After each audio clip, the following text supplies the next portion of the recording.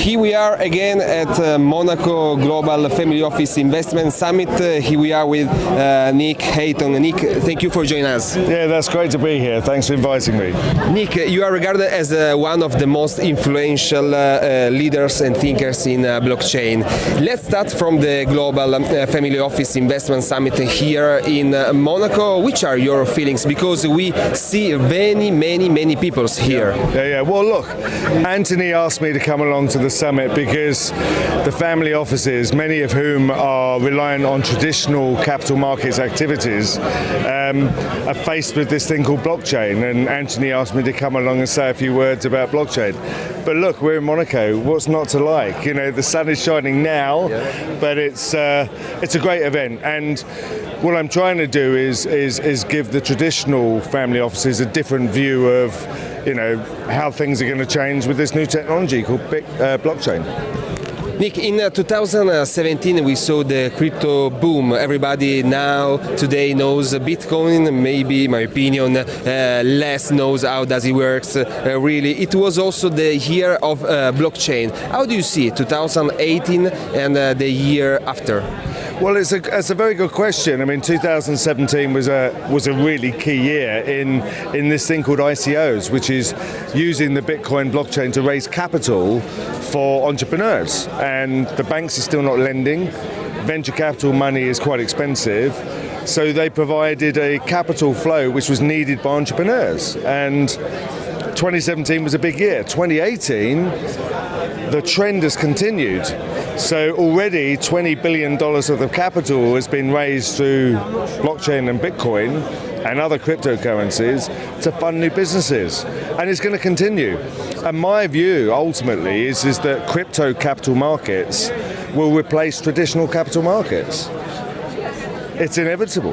Many saw an Armageddon, something like an Armageddon. And how do you see the crypto bubble? There will be?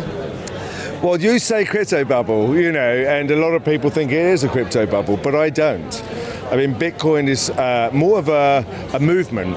It's a new way of creating commerce with no center.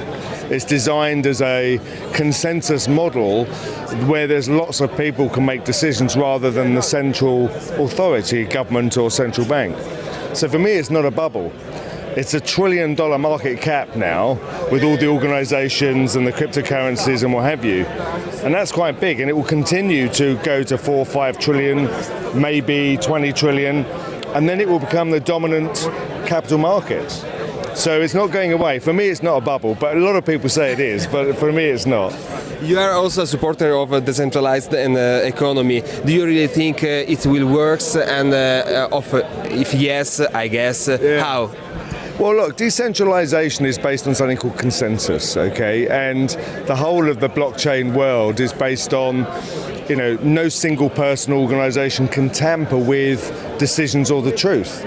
So when you go to consensus, nobody controls it. Bitcoin is based on a community where the network makes the decision.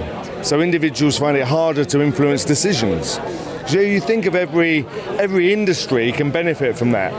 You know, reliable source of information that can't be tampered with, you know, high security, you know, think of healthcare with medical records.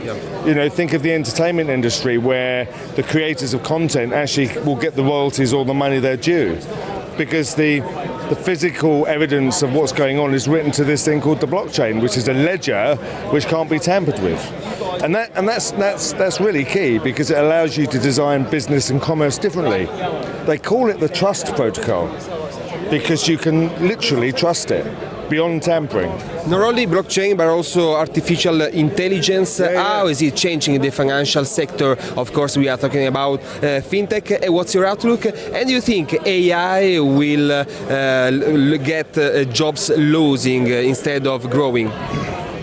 Look, we are in a moment in time where we have a rush of all technologies at once. Blockchain, AI, deep learning, robotics, virtual reality. Never before in mankind been faced with so many different technologies. The change on the way we live and the way we work is going to be fundamental. Will AI result in lots of job losses? Will AI robots or software robots take over?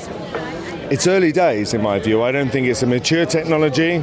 If you look 10 years out, AI will make people more productive. Some jobs may be replaced. But I'm not convinced really that AI is going to be so radical. It's early days. It's not a stable technology. And yeah, I think people can be rest assured that you still need human beings to do jobs. If your job is creative and you have to make creative decisions, then your job's safe. If your job is repetitive, where it's administration or moving paper, then arguably that could be replaced by AI technology. So creativity, make sure you're in the creative businesses. The creative arts are safe. You know, if you work in a back office, yeah, you may be under a bit of pressure at some point, you know. Thank you very much, Nick.